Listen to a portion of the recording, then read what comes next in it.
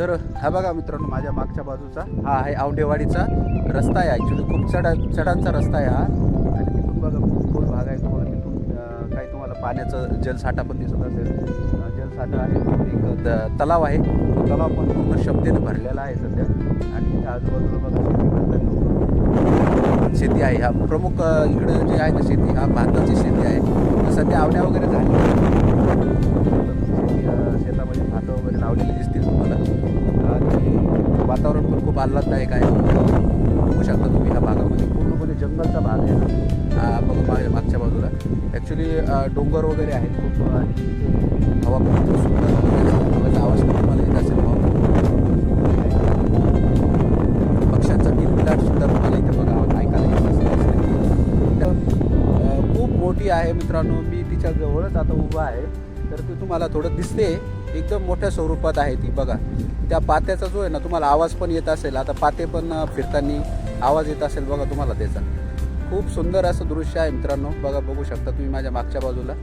आणि भरपूर प्रमाणात आहे ते. इकडे जर बघाल तुम्ही तरी इथून तुम्हाला छोटे दिसत असतील ते, पण खूप मोठ्या प्रमाणात आहेत ते. त्याचा आवाजसुद्धा मला आता इथे पण येतो आहे. आपल्याला आवाज येत असेल पात्याचा आवाज. तर हे आहे मित्रांनो नाशिकमधील धोंडबारवाडी परिसरात. बघितलं असेल तुम्ही आता आजूबाजूला खूप निसर्ग असं वातावरण आहे. खूप सुंदर असा व्ह्यू आहे. निसर्ग आहे हिरवगार असं. आणि वारा पण आता खूप, हवा पण खूप मोठ्या प्रमाणात सुटलेली आहे. आजूबाजूला बघू शकता हे टेकड्या वगैरे पर्वतासारख्या. आजूबाजूला बघू शकता तुम्ही सुंदरगार असं टेकड्या दिसतील. आणि बघा ना निसर्ग असं, निसर्गाने नटलेलं एक पर्वतरांगामध्ये ना बसलेलं एक गाव आहे.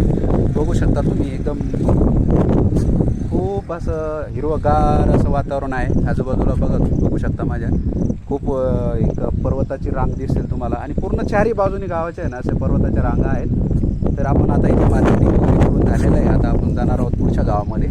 खूप सुंदर असं लोकेशन आहे मित्रांनो. हे बघू शकता तुम्ही. आणि किती आहेत बघा या पवनचक्क्या. भरपूर प्रमाणात पवनचक्क्या आहेत इथे.